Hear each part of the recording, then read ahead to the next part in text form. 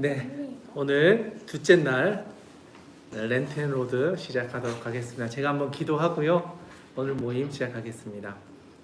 하나님 감사합니다. 저희 사순절을 보내면서 두 번째 날로 이렇게 함께 하였습니다.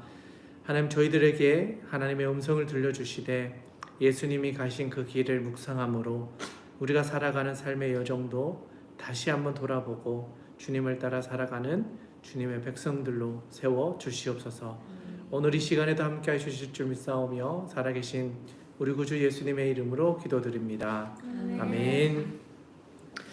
네, 오늘 두 번째 날입니다. 어제에 이어서 렌텐로드 두 번째 날인데요. 오늘은 마가복음 5장부터 5, 6, 7, 8장까지 해서 하나님의 말씀을 같이 보도록 하겠습니다. 혹시 어제 나눠드린 프린트물 있으시면 잠깐 한번 봐주시면 네, 같이 봐주셔도 되고요. 옆에 있는 프린트물을 네 맞아요. 우리 대훈이가 오늘도 참석해서 함께 해주고 있는데 잘하고 있습니다. 끝까지 참석해서 선물도 받아갔으면 좋겠습니다. 네, 오늘 말씀을 이제 시작하기 전에 어제 나눠드렸던 개관 잠깐 한번 보고 오늘 이야기로 한번 들어가 보도록 하겠습니다. 마가복음은 어제 서유준 목사님이 말씀해 주신 것처럼 사도 베드로의 영향을 받은 마가가 로마에 살고 있는 그리스도인들에게 복음을 전하기 위해 쓴 책이기도 한데 또 다른 복음서들보다 먼저 기록되어졌고 가장 짧은 책이다라고 이야기를 했습니다. 그리고 기적이나 이적들을 중심으로 해서 예수님의 말씀보다는 그런 체험적인 이야기들을 많이 다루고 있다. 그 이야기도 했고 그 당시에 이제 로마 황제 숭배와 기독교 박해로 인해서 성도들이 많은 순환과 고난을 당하고 있었기 때문에 순환 당하는 예수님의 모습을 통해서 우리도 이 땅 가운데서 당하는 고통들을 잘 이겨내고 예수님께서 우리에게 주셨던 영광의 부활의 그 기쁨을 함께 누리자라고 하면서 위로하고 격려하면서 소망을 주었던 메시지, 그 내용이 이제 마가복음에 녹아 있다. 그리고 믿음의 여정을 끝까지 잘 가서 우리도 주님께서 주셨던 그 제자로서의 제자도 참된 길을 끝까지 완주하자, 함께 그 길을 걸어가자라고 하면서 격려하면서 글들을 이어가고 있습니다. 그런 점에서 그 중간에 보시면 이제 빈 괄호들이 몇 개 있을 텐데요. 보시면 마가와 마가복음 관련 연대기라고 되어 있습니다. 거기에 보면 30년경에 예수님께서 십자가에서 돌아가시고 또 부활하시는 일들이 있었고 대략 한 34년경 정도 되었을 때 사도 바울이 회심을 하게 됩니다. 그리고 이제 몇 년이 지나서 46년 정도 되었을 때 1차 전도 여행이 시작되는데요. 사도 바울이 그때 마가가 동참을 합니다. 그래서 그 아래에 이제 보면 가로 안에 마가가 동참했다. 그래서 마가가 함께 했고 시간이 또 한참 지난 후에 60년 정도 되었을 때 뭐 조금 더 오차가 있기는 하겠지만 약 60년 정도 되었을 때 마가가 마가복음을 기록을 했다. 그리고 70년도 정도 되었을 때 예루살렘 성전이 파괴되는 일이 있었고요. 그리고 100년경에 요한이 마지막으로 요한계시록을 쓰고 이제 죽음을 맞이하는 역사가 있었습니다. 그렇게 본다면 한 60년도 정도에 기록한 책이다 보니까 예수님이 계셨던 그러니까 30년 그 어간의 이야기들을 돌아보면서 쓰는 거잖아요. 기록하면서 또 베드로를 통해서 들었던 이야기들을 정리해서 쓰다 보니까 마태, 마가, 누가, 요한이 쓴 내용들이 조금씩 다르고 그 중에서도 마태, 마가, 누가는 이제 공관복음이라고 해서 같은 관점으로 말씀을 보고 있다. 어제 서유준 목사님을 통해서 잘 들었습니다. 그러고 나서 이제 시작되는 이 마가복음은 예수님의 복음의 시작이다라고 하면서 빠르게 전개되면서 스토리가 시작됩니다. 세례 요한을 시작으로 해서 예수님 세례 받고 바로 시험을 받으시고 또 바로 제자들을 부르시면서 빠르게 전개가 되어집니다. 그리고 나서 1, 2, 3, 4장까지의 내용들을 우리 같이 비유장까지 같이 살펴보았습니다. 그리고 오늘 시작되는 이제 5장부터는 비유장에 이어서 이적장이라고 불려지는데요. 5장은 이적장이라고 불려지는데 뭐 군대 귀신, 그다음에 야이로 딸의 치유, 그리고 또 혈루증 여인이 고침을 받는 일들. 그래서 예수님께서 이 땅에서 보여주셨던 이적, 그 중에서도 가장 놀랄만한 사건들을 3가지 사건을 연속해서 이야기하고 있습니다. 그래서 예수님의 이적장이라고도 하는데요. 오늘은 그 5장의 말씀부터 해서 8장까지의 말씀을 읽고 또 나누면서 함께 살펴보도록 하겠습니다. 그러면 지금부터 5장의 말씀을 같이 한번 읽어보면 좋겠는데요. 1절부터 43절까지 우리 다 같이 한번 읽어보도록 하겠습니다. 5장 1절부터 마지막 절까지 함께 읽도록 하겠습니다. 시작.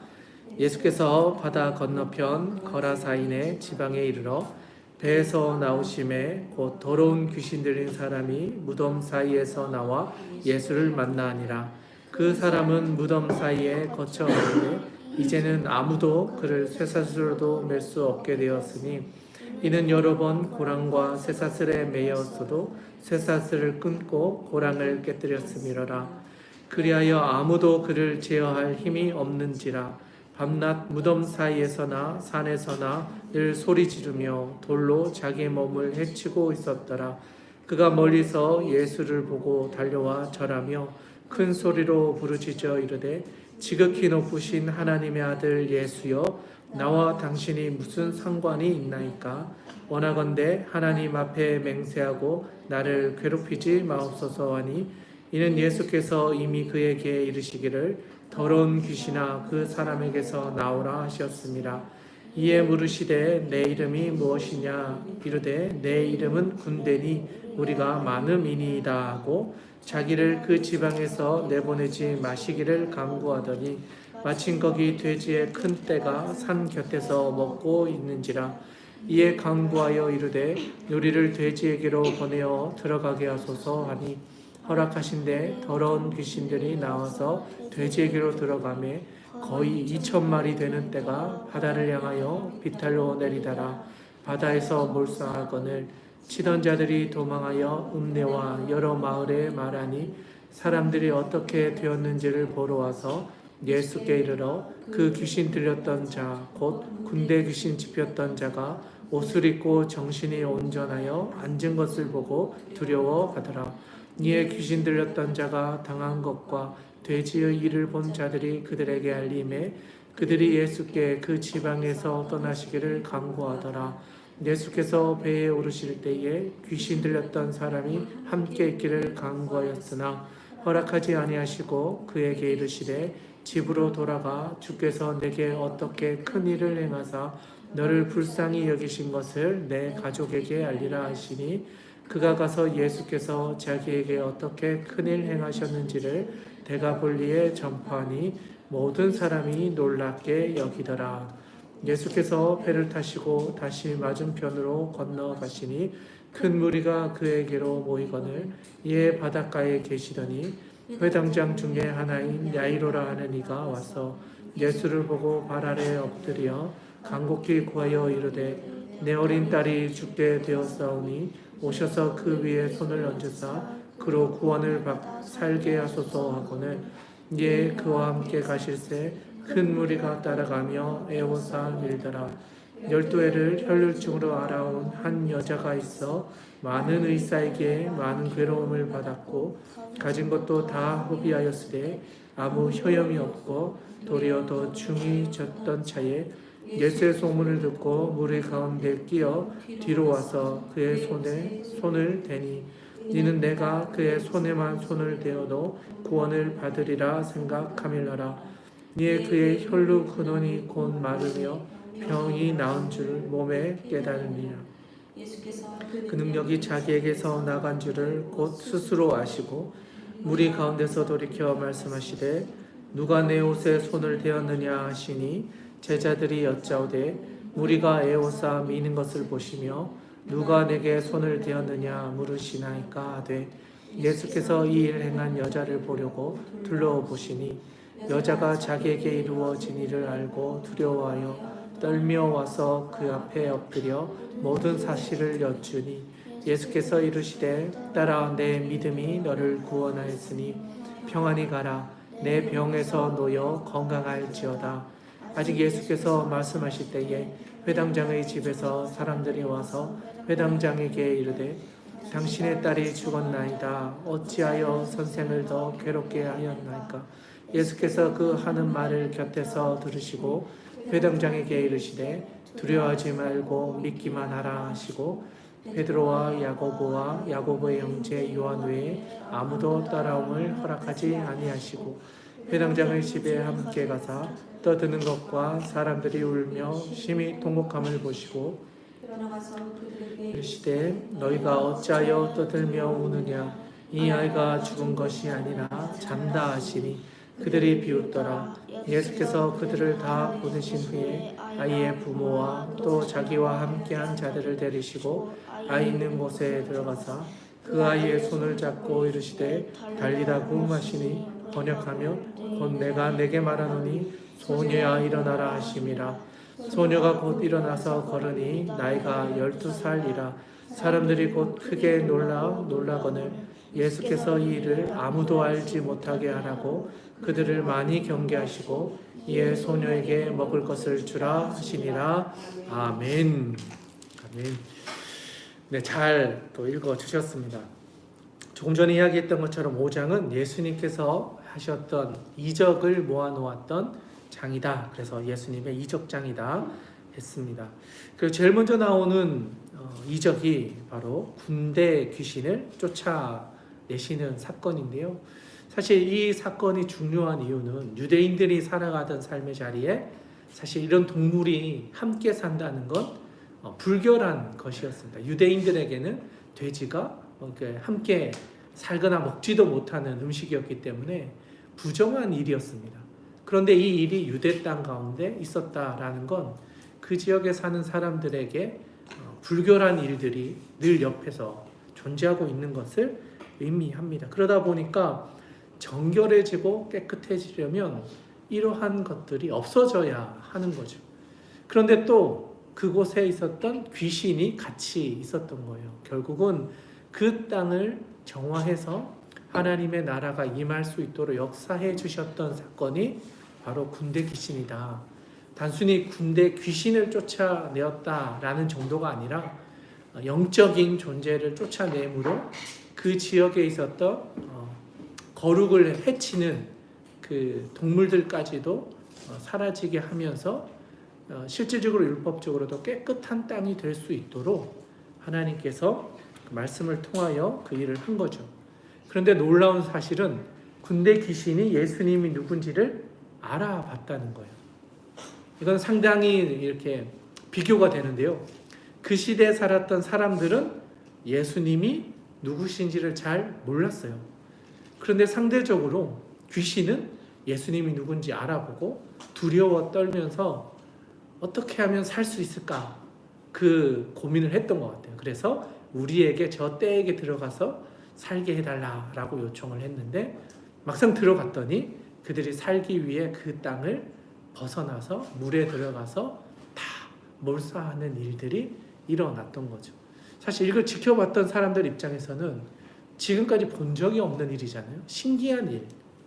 그리고 이런 일들이 연속해서 일어나는 것을 보면서 예수님이 평범한 인간은 아니다 라는 것을 보여주고 있다는 거죠. 특별히 로마 사람들에게 있어서 이런 기적과 이사들은 많은 관심을 유발시키는 일들이었습니다.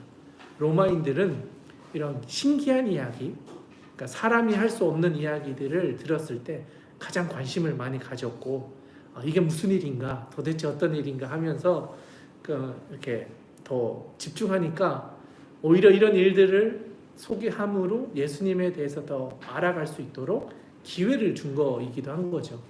그러다 보니까 연속해서 이적들을 이야기하고 있습니다. 그래서 먼저 이야기했던 군대 귀신 이야기를 하고 이어서 이제는 딸의 이야기, 야이로라고 하는 딸이 회당장이었죠. 그 어린 딸이 죽게 되었는데 하나님께서 예수님을 통하여서 그 길을 지나가게 하시고 만나게 하시고 또 회복시켜 주시는 일들, 12살 되는 아이. 그런데 그 과정에서 또 혈루증 여인까지도 고치게 하시는데 참 특이한 것은 12해 동안 혈루증을 어려워하던 여인과 12살 된 어린 아이를 고치셨다 라고 하는 과정에서 12해라고 하는 것이 그 이스라엘 백성들에게 가지고 있었던 것은 또 완전수였다는 거예요. 12명, 12해, 12민족, 12제자. 그런 점에서 본다면 마가는 하나님의 역사가 이 땅 가운데 이루어지는 것이 이렇게 완전하게 이루어지는 또 하나의 역사라는 것을 또 알 수 있도록 이러한 장치들을 넣어 두었다라는 거죠. 어린 딸이 또 회복되어지고 사람으로서는 살릴 수 없었던 혈루증 여인을 살리면서 예수님이라는 분이 어떤 분이신지를 알려주고 소개하고 있다라는 거죠. 근데 동일하게 예수님께서 이야기하는 것은 아직 예수님의 때가 되지 않았기 때문에 사람들에게는 비밀로 해라.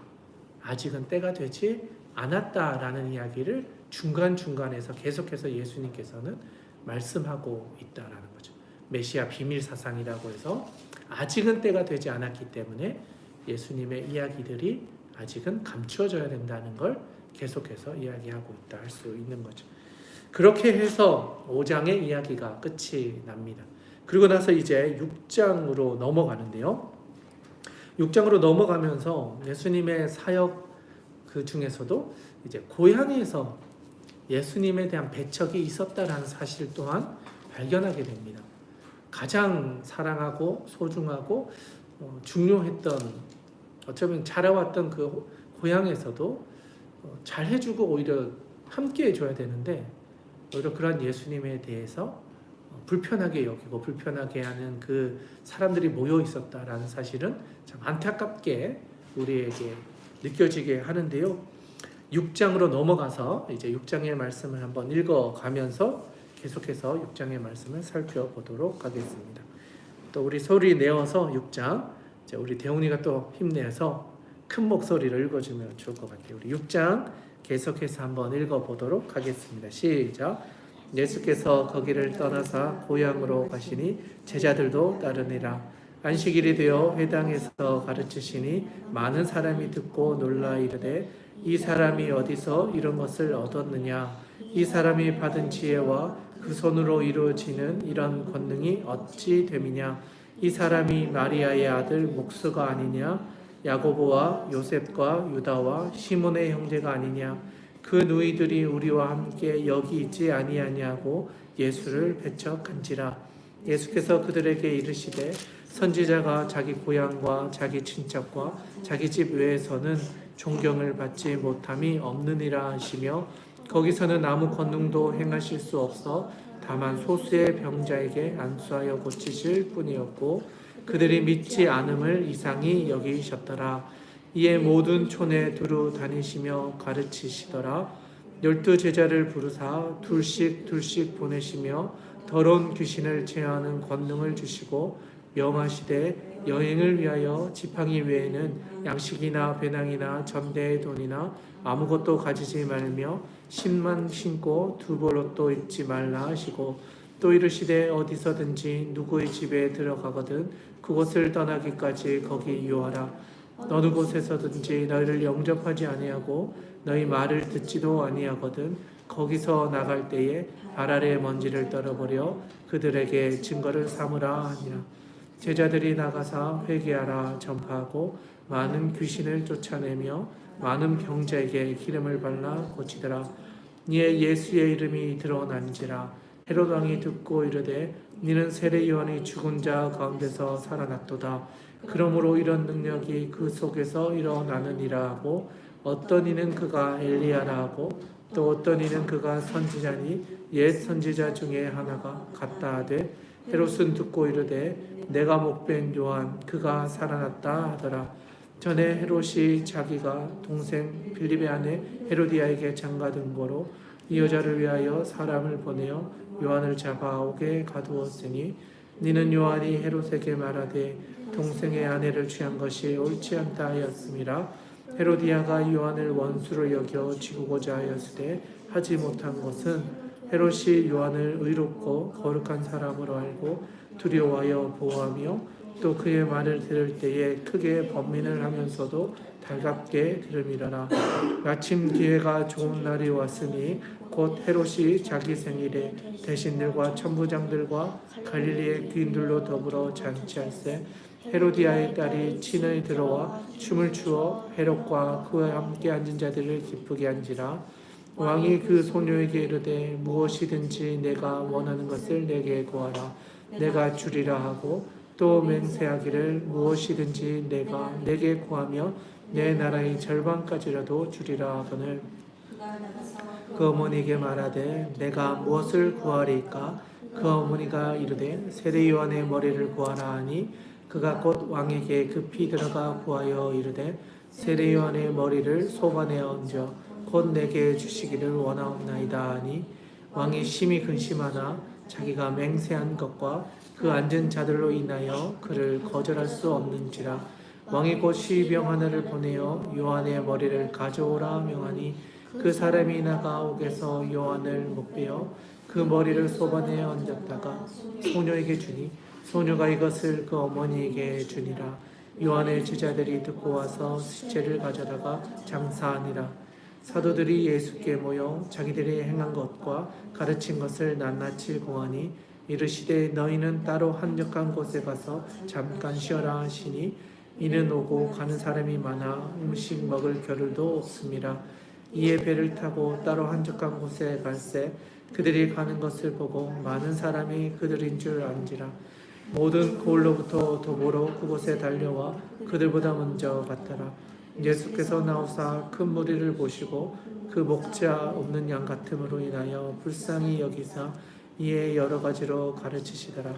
때가 저물어 가매 제자들이 예수께 나와 여짜오되 이곳은 빈들이요 날도 저물어 가니 무리를 보내어 두루촌과 마을로 가서 무엇을 사 먹게 하옵소서. 대답하여 이르시되 너희가 먹을 것을 주라 하시니 여짜오되 우리가 가서 200데나리온의 떡을 사다 먹이리이까. 이르시되 너희에게 떡 몇 개나 있나 가라. 알아보고 이르시되 떡 5개와 물고기 2마리가 있더이다 하거늘 제자들에게 명하사 그 모든 사람에게 떼어 지어 푸른 잔디 위에 앉게 하시니 때로 100명씩 또는 50명씩 하든지라.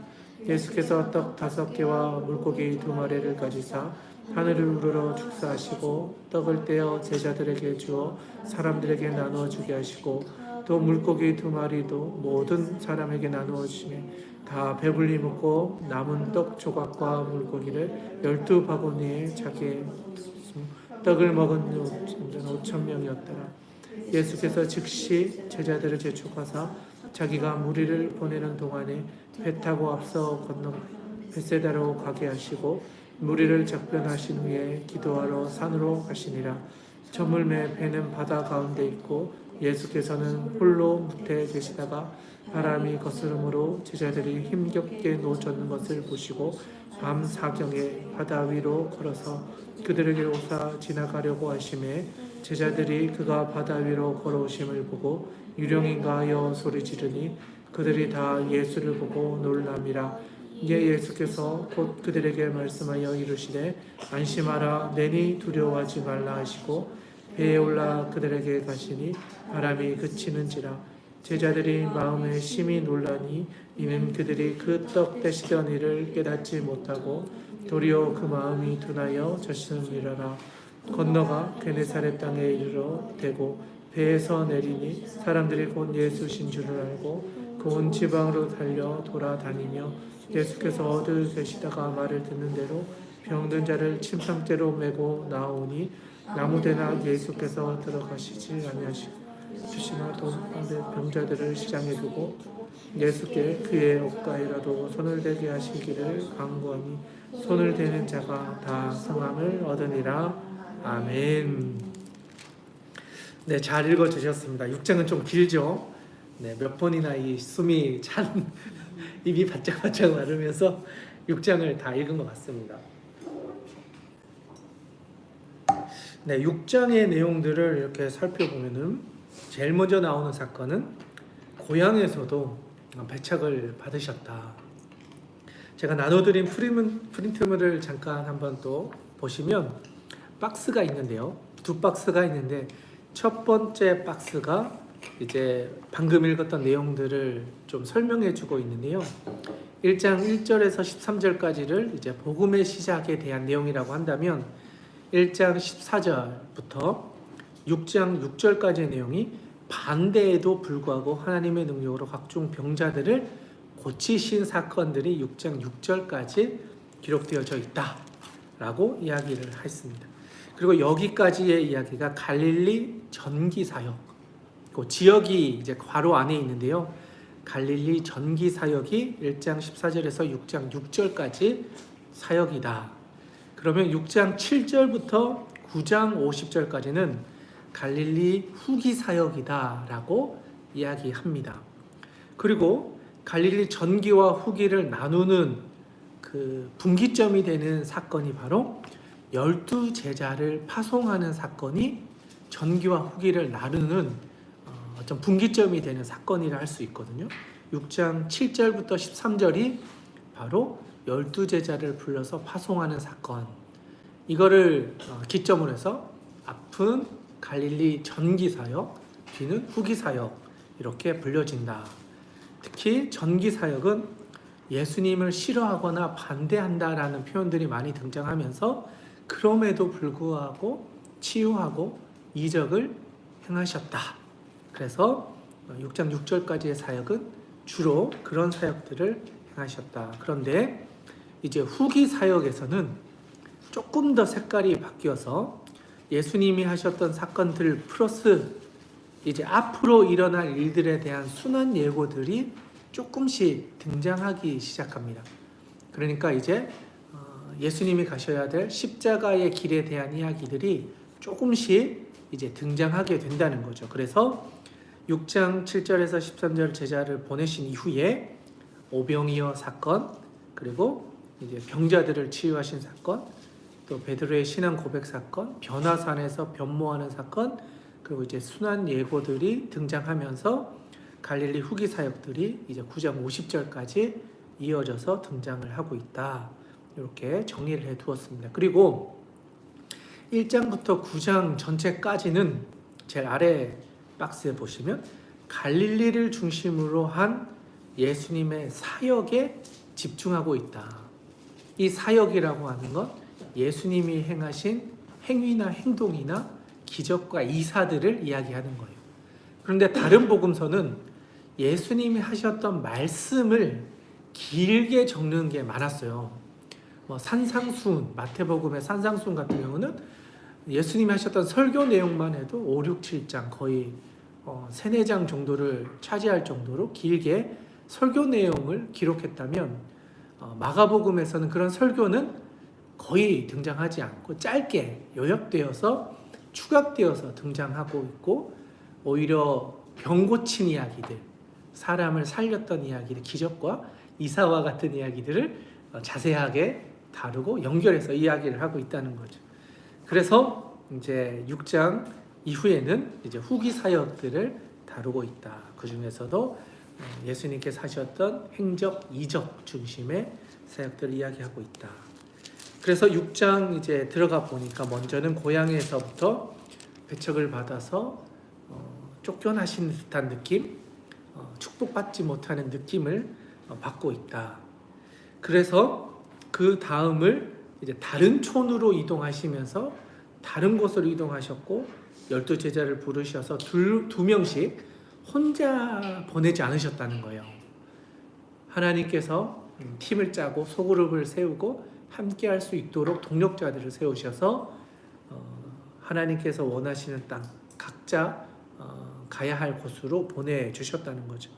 그리고 더러운 귀신을 제어할 능력, 권능도 주셨고 그곳에서 축복하는 사람들에게 축복하고 너희들에게 들어오지 못하게 하는 사람들에게는 발의 먼지를 떨어버려서 그들과 관계없음을 보여주고 와라.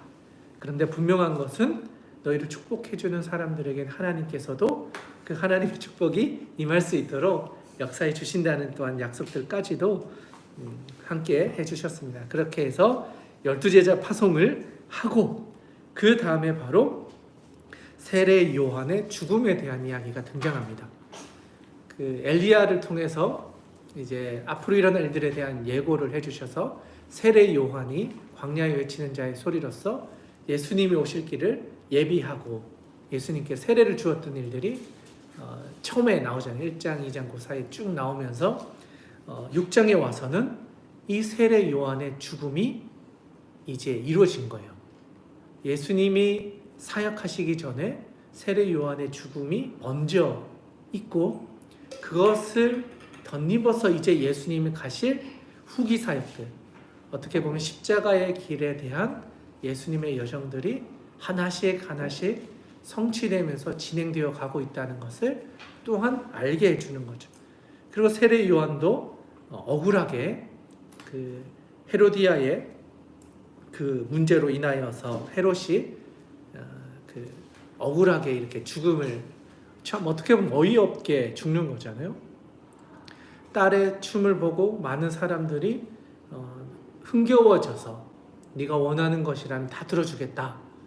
그래서 헤로디아의 딸이 그러면 요한의 목을, 참 안타까운 사건이고 참 일어나지 않아야 될 일들인데 어떻게 보면 이 일이 앞으로 오실 예수님의 길을 예비하는 사건이 또한 되기도 한 거죠. 그렇게 안타까운 일들이 있고 바로 이어서 등장하는 것이 오병이어 사건입니다. 작지만 하나님께 드렸던 그 아이의 오병이어가 생각지도 못한 일들을 이루었고 5,000명을 먹이고 12방울이나 남겼다. 여기서 또 12이라고 하는 이 숫자가 가진 의미는 완전한 회복과 완전한 충전과 하나님의 완전하신 기적에 대한 또 하나의 상징일 수 있는 표현입니다. 그렇게 한 후에 이제는 예수님께서 제자들과 함께 이제는 건너가시죠. 벳세다로 건너가시는데 바다 위를 걸어오시는 예수님. 이거는 상상할 수 없는 이야기잖아요. 근데 로마인들은 이런 이야기를 정말 좋아했어요. 기적, 이사, 사람이 행할 수 없는 일을 행하시는 영웅담, 이런 이야기들에 대한 관심이 많았기 때문에 예수님은 이런 기적도 이루셨다라고 했을 때 그런 예수님이 진짜 하나님일 수 있겠구나 하고 관심을 더 가질 수 있었던 거죠. 그러다 보니까 이런 기적과 이사에 대한 이야기들이 중간중간에 등장하고 있다. 그리고 나서 바로 또 이어지는 게 게네사를 가셔서 또 병자들을 고치시는 거예요. 아픈 사람들을 고치시고 침창째로 들고 나온 사람을 고치셨다라고 하는 표현들까지 나오면서 마지막 56절에서는 56절 한번 읽어볼까요? 6장 56절 같이 한번 읽어볼게요. 시작. 아무데나 예수께서 들어가시는 지방이나 도시나 마을에서 병자를 시장에 두고 예수께 그의 옷가에라도 손을 대게 하시기를 간구하니 손을 대는 자는 다 성함을 얻으니라. 아멘. 그러니까 얼마나 소문이 많이 났으면 시장이나 길가에서 예수님의 옷에 손만 대도 낫는다더라. 그러니 사람들이 몰려들고 그 치유받았던 사람들의 말하지 말아라 했지만 또 가서 전하잖아요. 막 소문을 내고 그러다 보니 그 소문을 들었던 사람이 더 몰려들고 예수님을 찾아오고 심지어 옷에 손만 대도 회복될 수 있다는 간절한 외침들이 여기저기의 사람들에게 그런 소망들이 생겼던, 그렇게 해서 예수님을 찾아왔더라 하는 이야기가 6장에 기록되어져 있습니다. 자, 이제 7장으로 한번 넘어가 보겠는데요. 7장에서도 어떤 이야기들이 이어지고 있는지 말씀을 읽어보면서 또 계속해서 말씀을 살펴보도록 하겠습니다. 자, 7장 함께 또 읽어보도록 하겠습니다. 바리새인들과 또 서기관 중 몇이 예루살렘에서 와서 예수께 모여들었다가 그의 제자 중 몇 사람이 부정한 손 곧 씻지 아니한 손으로 떡 먹는 것을 보았더라. 바리새인들과 모든 유대인들은 장로들의 전통을 지켜 손을 잘 씻지 않고서는 음식을 먹지 아니하며 또 시장에서 돌아와서도 물을 뿌리지 않고서는 먹지 아니하며 그 외에도 여러 가지를 지켜오는 것이 있었으니 잔과 주발과 녹그릇을 씻음이러라. 이에 바리새인들과 서기관들이 예수께 묻되 어찌하여 당신의 제자들은 장로들의 전통을 준행하지 아니하고 부정한 손으로 떡을 먹나이까? 이르시되 이사야가 너희 외식하는 자에 대하여 잘 예언하였도다. 기록하였으되 이 입술로는 나를 공경하되 마음은 내게서 멀도다. 사람의 계명으로 교훈을 삼아 가르치니 나를 헛되이 경배하는도다 하였느니라. 너희가 하나님의 계명을 버리고 사람의 전통을 지키느니라. 너희가 전통을 지키려고 하나님의 계명을 잘 저버리는도다.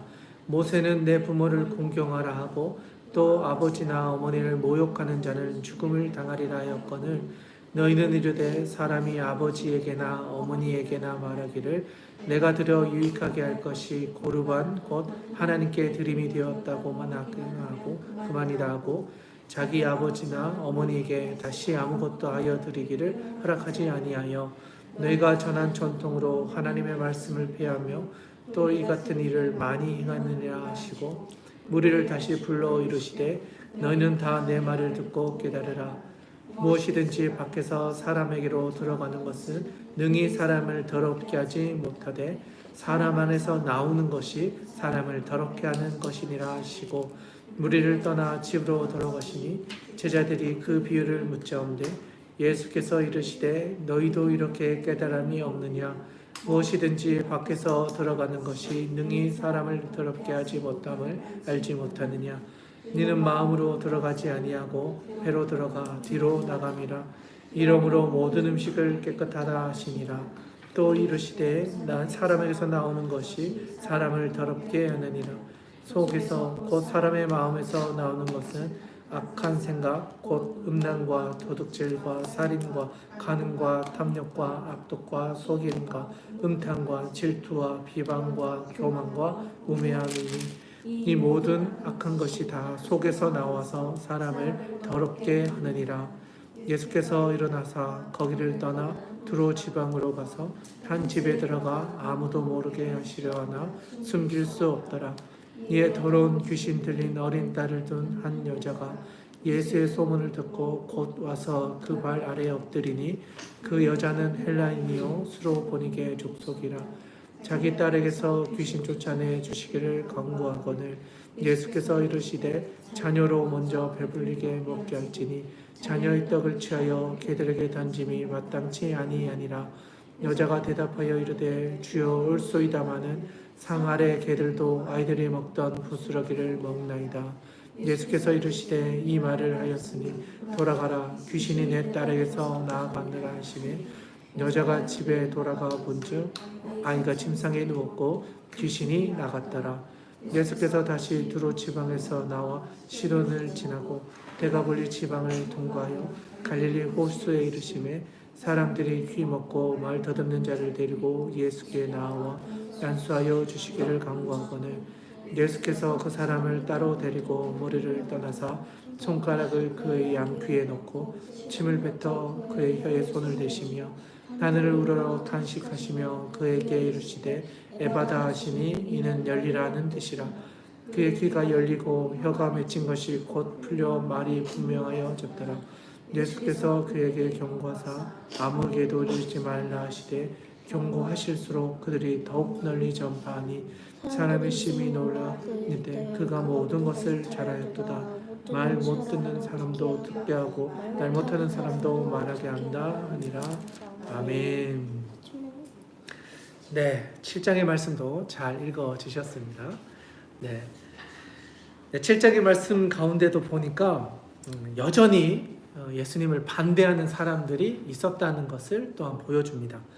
바리새인들 또 서기관들 또 예루살렘에 모여서 예수님을 보고 예수님이 하시는 일들의 어쩌면 허점을 하나라도 잡아서 꼬투리를 잡으려고 하는 사람들이 계속 또 따라왔다. 그들이 예수님을 죽이기로 모의하고 이제 어떻게 보면 그들끼리도 친하지 않았다 그랬었잖아요. 어제 서유진 목사님이 말씀해 주신 것처럼 여러 분파가 있었고 서로가 서로를 적대시했지만 예수님을 죽이고자 하는 이 일에는 그들이 친구가 되어서 마음을 모은 거죠. 여기서도 바리새인과 서기관 또 등장하지는 않지만 또 다른 사람들이 예수님에 대해서 부정적인 생각을 가지고 있고 어떻게 하면 저 예수님을 죽일까 하는 마음을 이렇게 의도를 이렇게 모아서 나쁜 방법으로 계획을 짜는 사람들이 있었다는 것을 보여줍니다.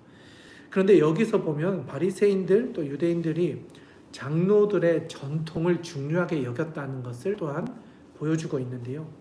3절, 4절의 말씀 잠깐을 보시면 제가 한번 읽어드릴게요.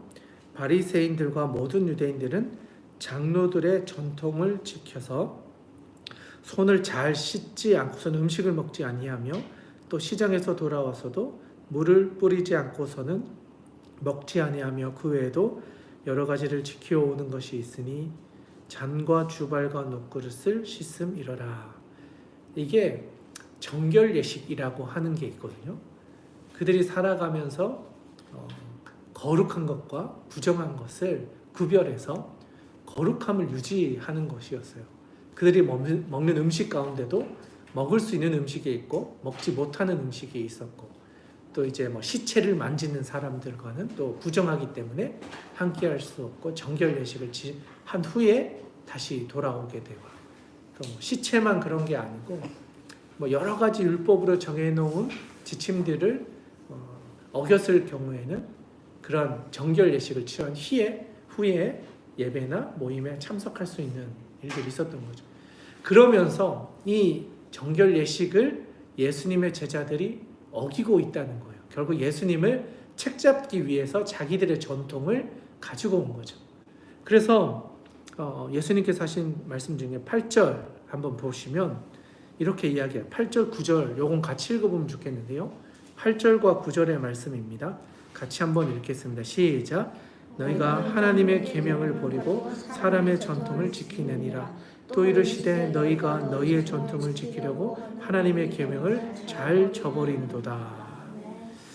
그러니까 이게 현실이었다는 거예요.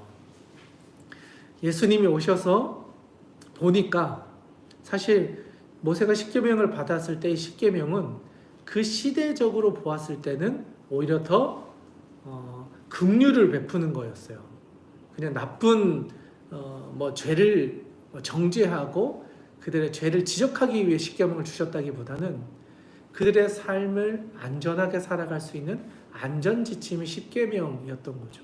오히려 긍휼의 표현이었던 건데 이스라엘 백성들은 시대가 지나고 하나님의 말씀인 십계명을 가지고 오면서 점점 더 집중해서 그 말씀을 적용하기보다는 또 세세한 인간적인 전통들을 만들었던 거죠. 수많은 법, 세칙들을 만들어서 지킬 수도 없는 법을 만들어 간 거죠. 어제 말한 것처럼 거의 600개 이상의 세부 지침들을 지켜야만 너희들이 계명을 어기지 않는 거다라고 해서 장로들이 만들어 놓은 전통을 지켜라 이렇게 강요했던 것처럼 그러다 보니 하나님의 계명에 대한 이해들이 변질된 거예요. 사랑의 율법이었던 것이 이제는 정죄의 율법이 되어버렸고 그것을 어기면 뭔가 죄를 짓는 것처럼 그래서 죽을 수밖에 없는 것처럼 두려워하게 만든 거죠.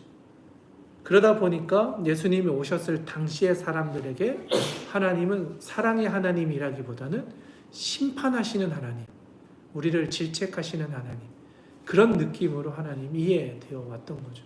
그러다 보니까 예수님께서는 계명의 참된 의미, 예수님이 십계명을 주신 것은 사람을 살리고 사람을 사랑하고 그 부모를 사랑하고 사실 그것을 위해서 주신 계명이었다는 것을 지적해 주시는 거죠. 참된 계명의 의미를 다시 한번 알게 해 주시면서 수로보니게 여인을 만나러 두로 지방으로 가십니다. 헬라인이고 수로보니게 족속이었다라는 건 이방인이었다는 거예요. 예수님이 이스라엘 백성들, 유대인들만 고쳐주시고 치유해 주신 게 아니라 소외되어진 사람들, 이방인들, 그들에게도 하나님의 능력을 행하셔서 구원의 기회를 얻게 해 주셨다는 거죠. 그런 점에서 본다면 예수님은 한 족속의 메시아가 아니라 온 인류의 모든 문제를 긍휼히 여기시며 치유하고자 하셨던 예수님의 마음을 또한 알게 해 주신다는 거죠. 그런 점에서 이제 예수님께서는 수로보니게 여인의 믿음을 보시고 치유해 주시고 또 귀먹고 말 더듬는 사람 두로와 시도 지방을 지나서 데가볼리로 가서 또 갈릴리 호수 지방에 또 도착하셔서 에바다라는 아람어를 사용하셔서 그곳에 있는 사람을 또 고쳐 주셨습니다. 그리고 동일하게 36절에 보면 아무에게도 이르지 말라 경고를 또 하시죠. 그런데 그런 말을 하면 할수록 많은 사람들에게 알려졌더라. 예수님의 소문이 점점 더 퍼져가고 있었다라고 하면서 앞으로 당하실 예수님의 때, 예수님의 고난의 시기도 이제 곧 임박했다라는 것을 조금 더 우리에게 알려주고 있습니다. 네, 여기까지가 7장의 말씀이고요. 이제 8장으로 넘어가 보도록 하겠습니다. 우리 8장의 말씀도 같이 한번 목소리 내서 한번 읽어보도록 하겠습니다. 시작. 그 무렵에 또 큰 무리가 있어 먹을 것이 없는지라 예수께서 제자들을 불러 이르시되 내가 무리를 불쌍히 여기노라. 그들이 나와 함께 있은지 이미 사흘이 지났으나 먹을 것이 없도다. 만일 내가 그들을 굶겨 집으로 보내면 길에서 기진하리라. 그 중에서는 멀리서 온 사람들도 있느니라. 제자들이 대답하되 이 광야 어디서 떡을 얻어 이 사람들로 배부르게 할 수 있으리이까. 예수께서 물으시되 너희에게 떡 몇 개나 있느냐. 이르시되 7 이로소이다 하거늘 예수께서 무리를 명하여 땅에 앉게 하시고 떡 7개를 가지사 축사하시고 떼어 제자들에게 주어 나누어 주게 하시니 제자들이 무리에게 나누어 주더라. 또 작은 생선 2마리가 있는지라. 이에 축복하시고 명하사 이것도 나누어 주게 하시니 배불리 먹고 남은 조각 7 광주리를 거두었으며 사람은 약 4,000명이었더라. 예수께서 그들을 흩어 보내시고 곧 제자들과 함께 베오르사 달마누다 지방으로 가시니라. 바리새인들이 나와서 예수를 일하며 그를 시험하여 하늘로부터는 표적을 구하거늘 예수께서 마음속으로 깊이 탄식하시며 이르시되 어찌하여 이 세대가 표적을 구하느냐. 내가 진실로 너희에게 이르노니 이 세에 표적을 주지 아니하리라 하시고 그들을 떠나 다시 배에 올라 건너편으로 가시니라. 제자들이 떡 가져오기를 잊었음에 배에 떡 1개밖에 그들에게 없더라. 예수께서 경고하여 이르시되 삼가 바리새인의 누룩과 헤롯의 누룩을 주의하라 하시니 제자들이 서로 수군거리기를 이는 우리에게 떡이 없음이로다 하거늘 예수께서 아시고 이르시되 너희가 어찌 떡이 없음으로 수군거리느냐. 아직도 알지 못하며 깨닫지 못하느냐.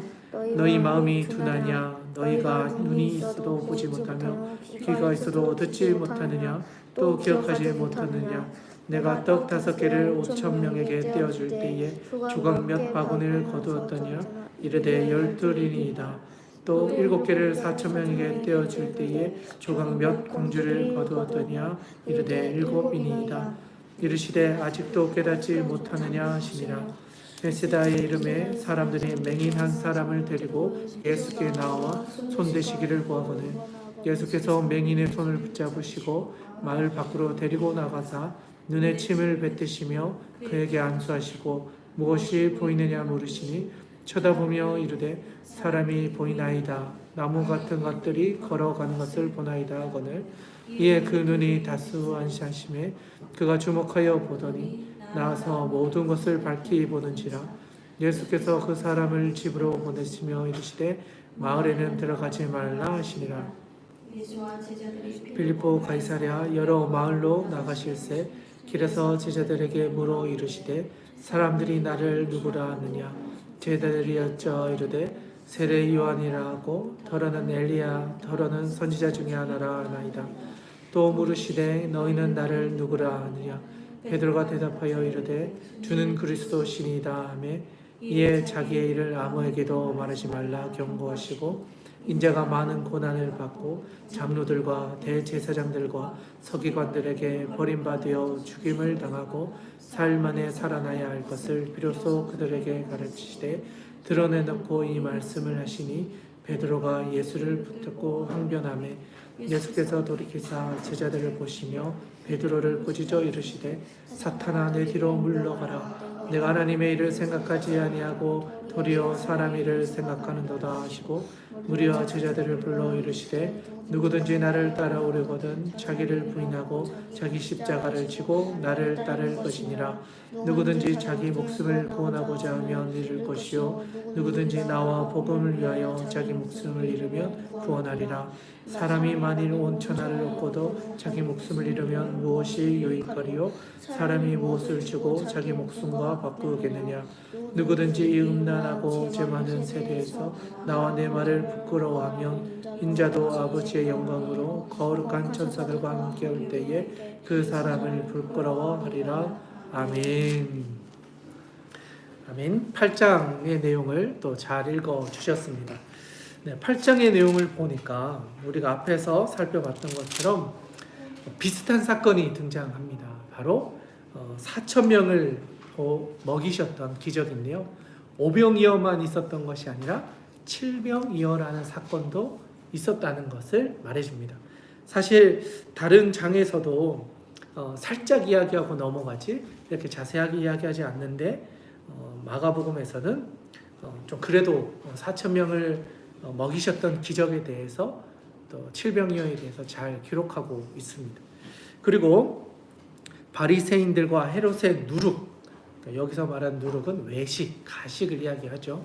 그들이 만들어 놓았던 율법, 장들의 전통, 말로는 잘하고 있지만 그들의 속에는 전혀 다른 마음을 품고 있는 것, 이중 메시지인 거죠. 말로는 사랑이라 하지만 그들에게 사랑 없음을 예수님께서 지적을 해 주십니다. 그리고 나서 이제 베세다 맹인을 고치는 사건을 또한 이야기해 주십니다. 그래서 앞을 보지 못했지만 손을 대어서 근데 안수를 2번 했다. 이 표현이 나오죠. 다시 안수를 하셔서 2번 안수하셔서 나았던 마가에만 나오는 특수이죠. 그래서 마특 이렇게 이야기하거든요. 마가 특수, 마특 이렇게 이야기하는데 마가가 보고 기록한 특수한 이적, 그게 바로 본문에 등장하고 있습니다. 그리고 나서 가장 중요한 어쩌면 8장에서 핵심이라고 할 수 있는 게 바로 베드로의 신앙 고백이 등장하고 있는 장면입니다. 그래서 어떤 분들은 배신고 그래서 베드로의 신앙 고백 이렇게 짧게 이야기하기도 하는데요. 베드로의 신앙 고백은 사복음서에 다 나옵니다. 그만큼 중요하다는 거죠. 다 중요한데 그 중에서도 가장 잘 설명하고 있는 게 마가복음입니다. 왜냐하면 마가가 베드로의 영향을 받아서 베드로에 대해서 누구보다도 잘 알고 있었고 베드로의 이야기들을 들어왔기 때문에 다른 복음서의 저자들보다도 베드로에 대한 이야기를 더 잘 알고 있었던 거죠. 그래서 가장 중요한 고백 29절이죠.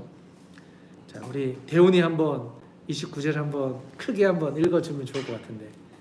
자, 시작. 29절 같이 읽을까요?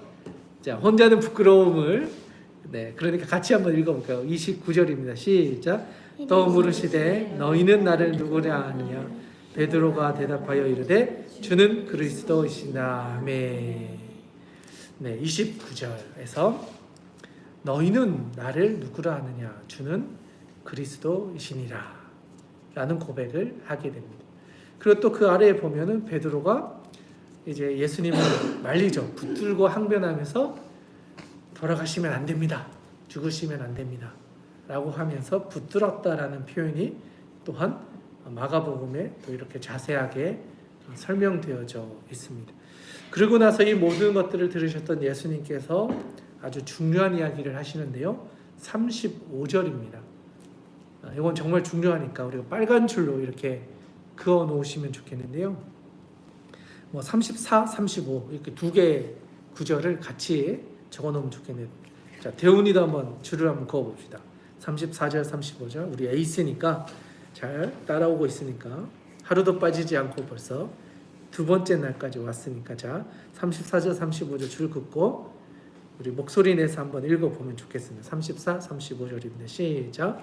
무리와 제자들을 불러 이르시되 누구든지 나를 따라오려거든 자기를 부인하고 자기 십자가를 지고 나를 따를 것이니라. 누구든지 자기 목숨을 구원하고자 하면 잃을 것이요 누구든지 나와 복음을 위하여 자기 목숨을 잃으면 구원하리라. 아멘. 네, 이게 바로 마가가 전하고자 하는 제자의 도, 제자도, 주대심을 인정하는 고백이 되는 본문이죠. 누구든지 나를 따라오거든 자기를 부인하고 자기 십자가를 지고 예수님을 따라야 한다. 그리고 누구든지 자기 목숨을 구원하고자 하면 잃을 것이요 나와 복음을 위하여 자기 목숨을 잃으면 구원을 받게 된다. 이게 예수님의 제자들에게 말씀해 주신 제자의 삶의 원리인 거죠. 먼저 그의 나라와 그 일을 구하면 너희의 모든 것을 채워주시겠다 하셨던 그 말씀과 일맥상통하는 거죠. 하나님의 뜻 그리고 하나님의 나라를 위하여 자기 십자가를 지고 자기를 부인하고 예수님을 따르면 예수님이 그의 인생을 책임져 주신다라는 사실을 우리에게 말해주고 있습니다. 그리고 나서 이제 8장이 마무리되고 있습니다. 네, 지금까지 오늘 제가 5장부터 8장까지의 내용을 다 살펴보았는데요.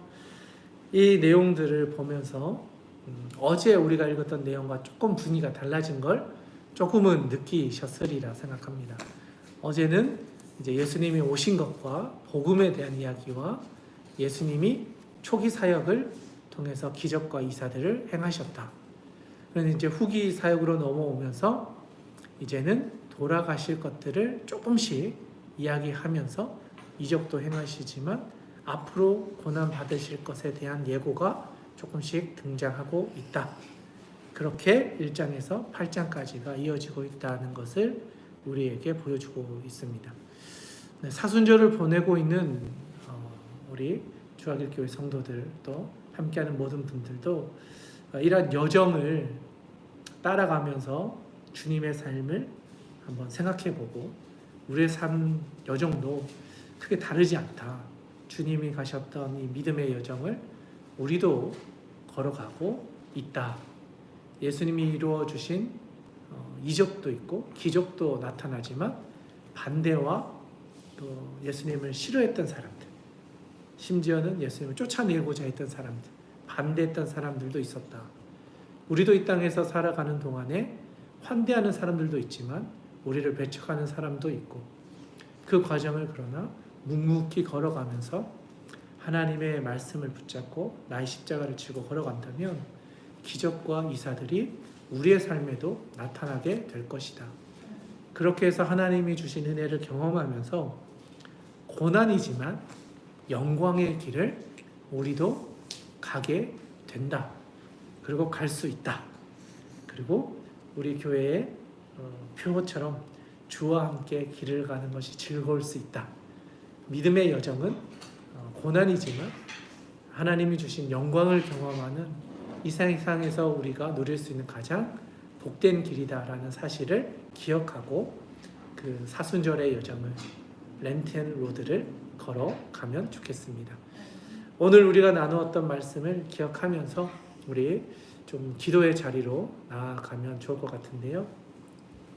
영상으로 함께 하시는 분들은 영상이 마치면 이제 각자의 삶의 자리에 대한 기도 제목을 가지고 함께 기도해 주시고 또 함께 하시는 분들은 잠시 기도회로 함께 하도록 하겠습니다.